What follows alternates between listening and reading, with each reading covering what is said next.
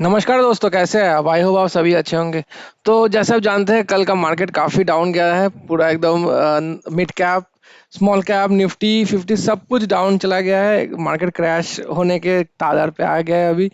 तो मैं पूरा वीडियो बनाया हूँ, एक क्यों मार्केट गिर रहा है और क्या रेजिस्टेंस और सपोर्ट लेवल हो सकता है उसका। इसके पहले वाले वीडियो यहाँ पे लिंक मिल जाएगा आपको, आई बटन में जाके देख सकता है अगर नहीं चेक किया तो अच्छा, कुछ कमेंट्स ले लेता है पोर्टफोलियो शेयर करने से पहले। मनोज शाह जी बोल रहे हैं, nice return with in a short time, I have started maximum of 10,000 SIP in HDFC defence fund. तो ये मैं एचडीएफसी मैन्युफैक्चरिंग फंड का रिव्यू किया था। इन्होंने एचडीएफसी डिफेंस फंड में स्टार्ट किया 10,000 एसआईपी, क्योंकि ये लमसम बंद कर दिया है H D F C defence. तो बहुत ही अच्छा चॉइस है ये H D F C defence fund. फिलहाल तो बहुत ही अच्छा परफॉर्मेंस करते हुए दिख रहा है। तो नेक्स्ट कमेंट ले लेते हैं। अंकुर उपाध्याय बोल रहा है, तो ये आज का कमेंट ऑफ द डे है। तो what is the difference between manufacturing fund और इंफ्रास्ट्रक्चर फंड? तो मैन्युफैक्चरिंग फंड मतलब जो मैन्युफैक्चरिंग कंपनीज में लगाते हैं। इंफ्रास्ट्रक्चर फंड मतलब जो इंफ्रास्ट्रक्चर कंपनीज में लगाते हैं। तो मैन्युफैक्चरिंग कंपनीज कौन कौन सा हो गया? मान लीजिए कुछ प्रोडक्ट्स प्रोड्यूस करता है, ठीक है। मान लीजिए यहाँ पर मैं दिखा देता हूँ थोड़ा लिस्ट ऑफ मैन्युफैक्चरिंग फर्म। देखिए, Ashok Leyland, Hero Honda, Bajaj auto, फिर डाबर हो गया, अपोलो टायर्स हो गया, हिंदुस्तान यूनिलीवर का एफएमसीजी कंपनी, मतलब कुछ भी प्रोडक्ट्स प्रोड्यूस करता है उन्हीं को मैन्युफैक्चरिंग कंपनी बोलते हैं, ठीक है। और इंफ्रास्ट्रक्चर कंपनी मतलब मान लीजिए जो भी कुछ इंफ्रास्ट्रक्चर में काम आ रहा है हम लोग का, L&T, RVNL, मतलब इंफ्रास्ट्रक्चर मतलब कोई रोडवेज, रेलवेज, एयरपोर्ट्स, ब्रिजेस वगैरह, ये सब कुछ कुछ में काम आ रहा है। जो जो कंपनी का मेन काम है वो सब कंपनीज को इंफ्रास्ट्रक्चर कंपनीज बोलते हैं। तो ये काफी अच्छा एक कमेंट था, तो आई होप आप समझ गए होंगे। तो अश्रय बंधु बोल रहे हैं, भाई ऑलरेडी 1 लाख का लमसम क्या है, 37 पैसे प्रॉफिट में है। ये मैन्युफैक्चरिंग, एचडीएफसी मैन्युफैक्चरिंग का बोल रहा है शायद। तो जस्ट लॉन्च, हाल ही में लॉन्च हुआ है, तो आहिस्ता आहिस्ता प्रॉफिट मिल जाएगा आपको। तो मजेदार कमेंट है, 1 लाख एक लमसम करके बस 37 पैसा प्रॉफिट में है। जय माता दी। अच्छा, अंकुर पता है, नेक्स्ट मेरा इनका रिव्यू हो चुका है ऑलरेडी।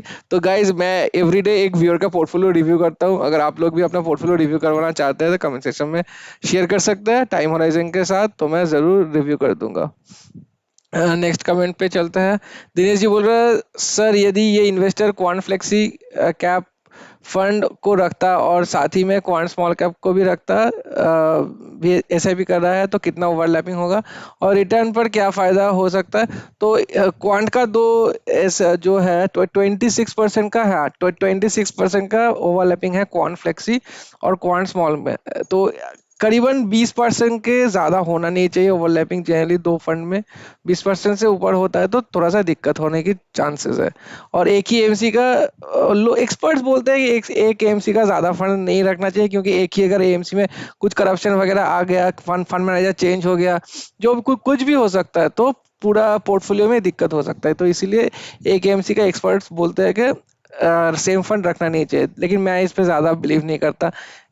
क्वांट तो बहुत ही अच्छा एएमसी है, काफी दिनों से अच्छा कर रहा है, तो मेरे पास तो 3 क्वांट का फंड है, तो मैं उसमें उतना ध्यान नहीं लगाता।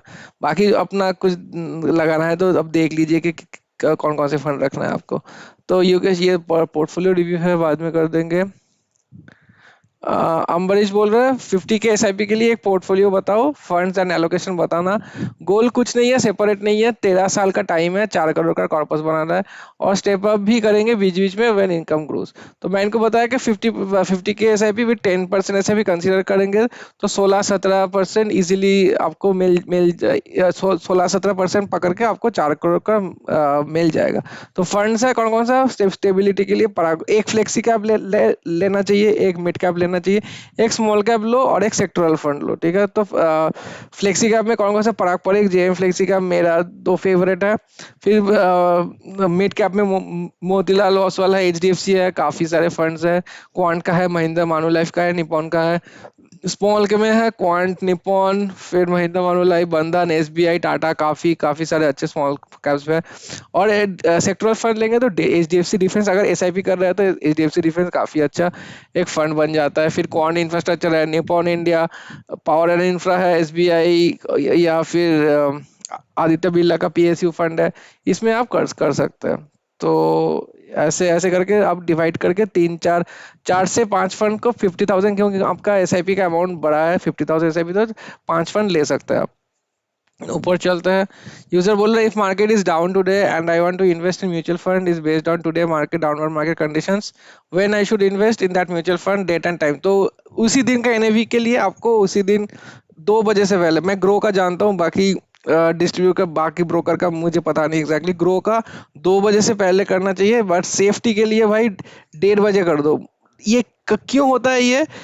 जो जब आपका पैसा आपसे बैंक से निकल के वो वहां पे फंड हाउस के अकाउंट में हिट करेगा, तब तब से आपका टाइम काउंट होगा। मान लीजिए आपका आपका यहाँ से कट गया पैसा और आपका ब्रोकर टाइम लगा रहा है पैसा ट्रांसफर करने में, तो जब तक एएमसी के पास नहीं पहुंचेगा पैसा, आपका एनएवी उस दिन का नहीं मिलेगा। तो सेफ साइड में रहने के लिए 1:30 बजे से पहले कर देना चाहिए। तो शायन बोल रहा है ₹215 का नेगेटिव रिटर्न था कल, स्टॉक वाले प्रॉफिट बुकिंग कर रहे हैं, म्यूचुअल फंड वाले को लॉस हो रहा है। तो यही तो चलता है भाई। इंट्राडे फिर प्रॉफिट बुकिंग वाले जो जो हाई इन्वेस्टर्स है, बहुत सारे इंस्टीट्यूशनल इन्वेस्टर्स है, अपना प्रॉफिट बुकिंग करते हैं, और जो लॉन्ग टर्म के लिए बैठे रहते हैं जैसे हम लोग, तो उन लोगों का दिक्कत हो जाता है। लेकिन दिक्कत वाली चीज़ नहीं, क्योंकि शॉर्ट टर्म के लिए तो है नहीं, हम लोग है 15-20 साल के लिए, तो इतना छोटा मोटा मार्केट अप डाउन से हम लोग को फर्क नहीं पड़ना चाहिए। सुमित बोल रहे हैं म्यूचुअल फंड में लॉन्ग टर्म में कितना रिटर्न मिलता है? तो स्टेबल मतलब कंजर्वेटिव फंड रखेंगे तो 12 से 14% मिल जाएगा आपको, और थोड़ा तो एग्रेसिव जाना चाहते हैं तो आराम से आपको 18% मिल जाएगा, अगर एग्रेसिव पोर्टफोलियो बनाएंगे तो। शायन बोल रहे हैं कि आज मार्केट टाटा बाई बाई खत्म है, कल का मार्केट के बारे में था। हाँ, मार्केट काफी नीचे जा रहा है लगातार, 4-5 दिन से बहुत ही नीचे गया है। सप्ताह के पहले दिन ही शुरुआत में मार्केट के गिरावट के साथ, ये तो है ही। एक्चुअली लास्ट फ्राइडे को मार्केट गिरना स्टार्ट किया था, फ्राइडे को गिरना स्टार्ट किया, Friday, Monday, Tuesday, Wednesday, Thursday, 5 दिन मार्केट गिरा है। आज जाके आज थोड़ा ग्रीन दिख रहा है। अभी अभी जब मैं वीडियो बना रहा हूँ, मार्केट अभी जाके थोड़ा सा ग्रीन दिख रहा है। निफ्टी हल्का सा ग्रीन में है, स्मॉल कैप और मिड कैप भी हल्का सा ग्रीन में है। तो 5 दिन लगातार मार्केट में बहुत ही ज्यादा प्रॉफिट बुकिंग हुआ है।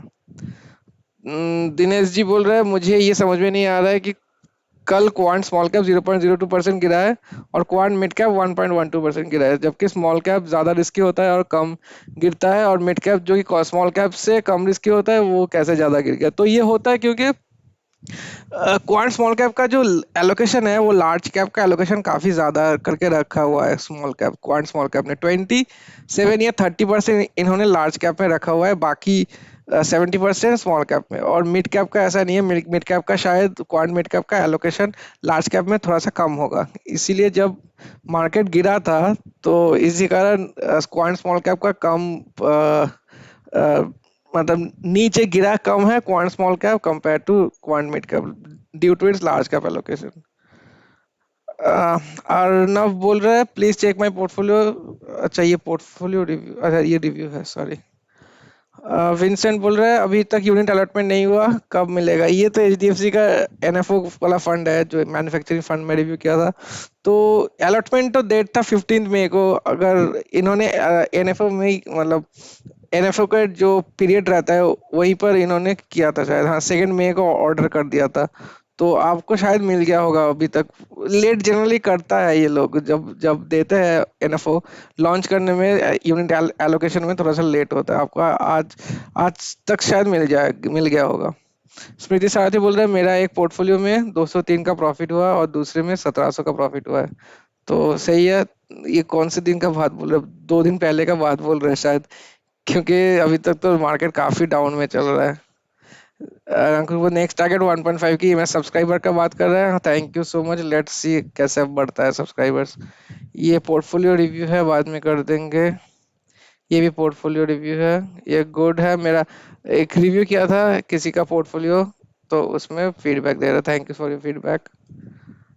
तो ये पोर्टफोलियो रिव्यू बाद में करेंगे। अभी थोड़ा फंड की तरफ चलते हैं। क्वांट मिड कैप देख सकते हैं 0.19% नीचे गया है कल, एक से आ रहा है 72%।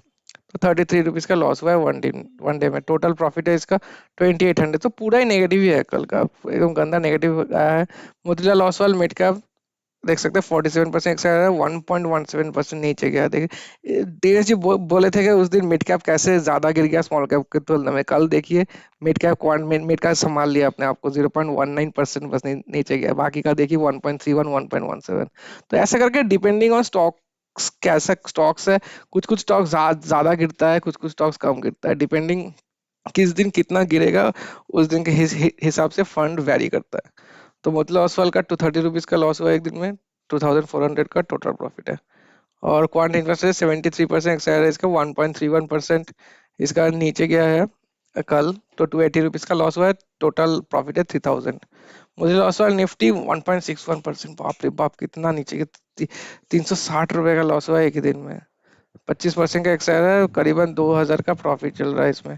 महिंद्रा मानुलाइफ 1.2 से, सभी वन से ज्यादा, वन से कम तो किसी कोई बात ही नहीं कर रहा है।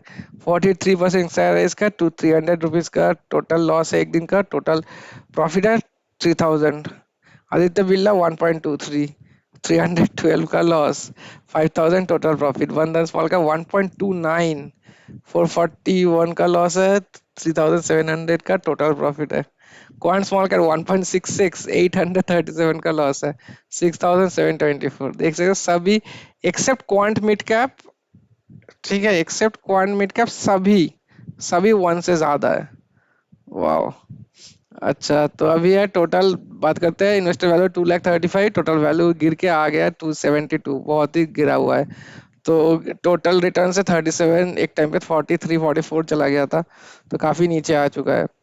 एक्सआरआर है, दिखा सकता है एक्सआरआर 44.7% है अभी। वन डे का लॉस देखिए 3405 रुपीज। पोर्टफोलियो डाउन गया है 1.23% से। तो गाइस आप लोग भी शेयर कीजिए आपका कितना लॉस हुआ है, प्रॉफिट तो हुआ नहीं होगा किसी का भी, तो कितना कितना लॉस हुआ है आप लोग भी शेयर कर सकते हैं क्यूरियोसिटी के लिए। Thank you so much for watching, have a very good day.